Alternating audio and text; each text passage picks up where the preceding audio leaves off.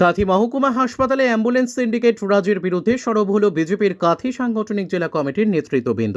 শুক্রবার এই মর্মে কাঁথি মহকুমা শাসকের দপ্তরে একটি ডেপুটেশন জমা দেন। কাঁথি মহকুমা হাসপাতালে রোগীর স্বার্থে এই সিন্ডিকেট রাজ বন্ধের দাবি জানানো হয়। এই দুর্নীতির বিরুদ্ধে ব্যবস্থা গ্রহণের আবেদন জানানো হয় মহকুমা শাসককে। উপস্থিত ছিলেন কাঁথি সাংগঠনিক জেলা সভাপতি সোমনাথ রায়, সাধারণ সম্পাদক ডক্টর চন্দ্রশেখর মণ্ডল, প্রাক্তন বিধায়ক ও মহিলা নেত্রী বনশ্রী মাইতি, ধীরেন্দ্রনাথ পাত্র, কাঁথি সাংগঠনিক জেলার সহসভাপতি অসীম মিশ্র সহ অন্যান্য নেতৃত্ব। সূত্রের খবর, বুধবার রাত্রিতে একটি অ্যাম্বুলেন্স চালক দুটি রোগীর সঙ্গে চুক্তি করে একটি রোগীকে অন্যত্র নিয়ে যাওয়ার জন্য অ্যাম্বুলেন্সে তুলে নেয়। অপর রোগীর আত্মীয়রা রোগীকে অন্যত্র নিয়ে যাওয়ার জন্য হাসপাতাল থেকে ছুটি করে নিয়ে অ্যাম্বুলেন্স না পেয়ে হন্যে হয়ে ঘুরতে থাকে। তার প্রতিবাদে সরব হলে হাসপাতাল চত্বরে উত্তেজনা ছড়ায়।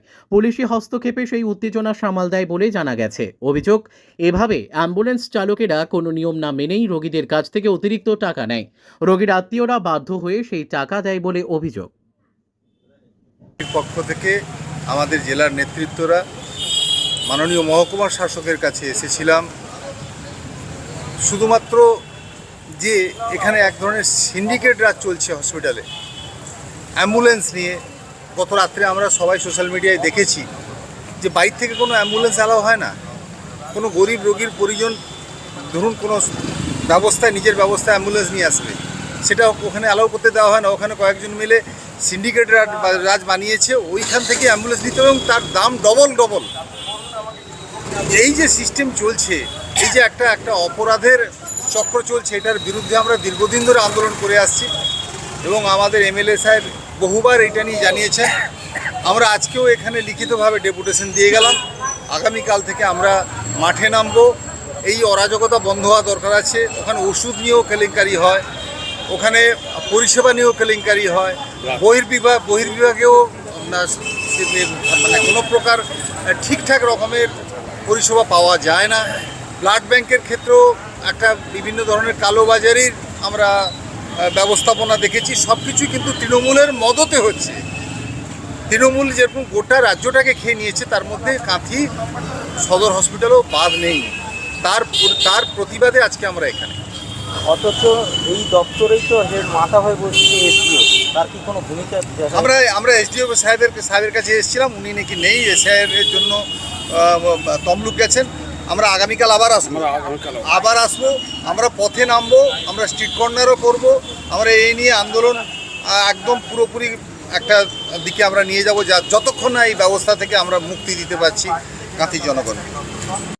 দেখুন, দালাল রাজ, সিন্ডিকেট রাজে ভরে গেছে কাঁথির হসপিটাল, মহকুমা হসপিটাল, যেখানে ব্লাড ব্যাংক থেকে শুরু করে অ্যাম্বুলেন্স পরিষেবা থেকে শুরু করে সবটাই সিন্ডিকেট এবং দালাল রাজ। ক্যাম্পাসের ভেতরে নাকি বাইরের থেকে অ্যাম্বুলেন্স ঢুকবে না। কেন?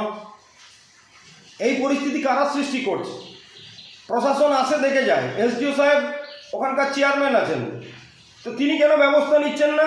হসপিটালের সুপার কেন ব্যবস্থা নিচ্ছেন না? আজকে কেন হসপিটালে মৃতদেহ সংরক্ষণের ব্যবস্থা নেই? কেন হসপিটালের চারপাশে আবর্জনা স্তূপ পড়ে আছে? আজকে রোগীর বাড়ির লোকেরা এসে অ্যাম্বুলেন্স নিয়ে এলে সেই অ্যাম্বুলেন্সে রোগী নিয়ে যেতে পারবেন না। কেন? এখান থেকে তাদের অসহায়তার সুযোগ নিয়ে হসপিটালের ভেতরে অ্যাম্বুলেন্স চালকরা একটা সিন্ডিকেট বানিয়ে নিয়েছেন।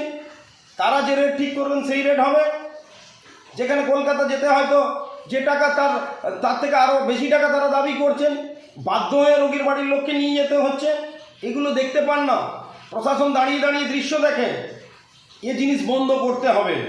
বিজেপি গতকাল মহকুমা শাসকের কাছে ডেপুটেশন দিয়েছে, কাঁথি হসপিটালের দালাল রাজ বন্ধ করতে হবে, কাঁথি হসপিটালে সিন্ডিকেট রাজ বন্ধ করতে হবে, কাঁথি হসপিটালে মৃতদেহ সংরক্ষণের ব্যবস্থা করতে হবে, কাঁথি হসপিটালে আবর্জনা স্তূপ পরিষ্কার করতে হবে, হসপিটালকে হসপিটালের মতো চলতে দিতে হবে।